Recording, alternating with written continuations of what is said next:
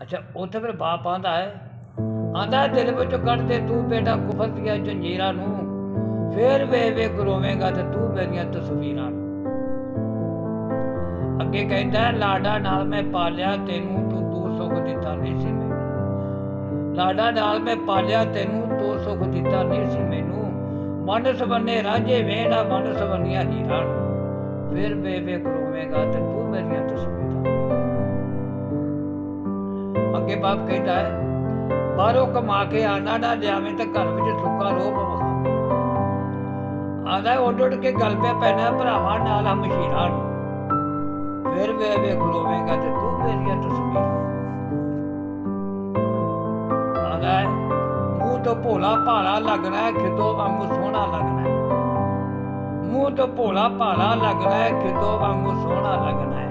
जदों खिदो फूल के वेखिया रंग बरंगियां लीरां नूं, फिर वे रोवेंगा ते तू मेरियां तस्वीरां। अगे की आंदा है, आंदा है गल करदे तू ना संगे रोब नाल तू मेरे तो खर्चा मंगे, गल करदे तू ना संगे रोब नाल मेरे तो खर्चा मंगे, जाके सजना बेलियां दे नाल खाना गोश्त खीरां नूं, फिर वे रोवेंगा ते तू मेरी तस्वीरां। अगे बाप कहता है मैनू मेरे कोल बचिया तो एक पल नहीं बहिंदा ते सजना दे नाल तू बड़ा लग, जदों औखा वक्त आया तेरे ते फिर रोवेगा आके तकदीरां नूं, औखा वक्त आया जदों फिर रोवेगा आके तकदीरां नूं, फिर वे रोवेगा तू मेरियां। हुण अगे बच्चा की आंदा आंदा तेरी गल अब मेरी समझ विच नहीं आई, आंदा तेरी गल मेरी समझ विच नहीं आई कि तू जिंदगी मुड़ के तेरे लाई, आंदा 4 दिन का वक्त साडा ते छड़ लंबियां तकरीरां नूं,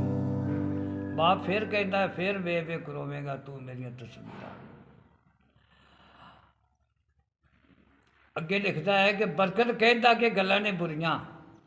बरकत कहता गल्लां ने बुरियां तो वन सवरनियां वेहना कुड़ियां, जदों छितर ठुकर लगे तो लैवेगा अखां च नीरां नूं, फिर वे रोवेंगा तू मेरियां तस्वीरां नूं। लै जनाब आए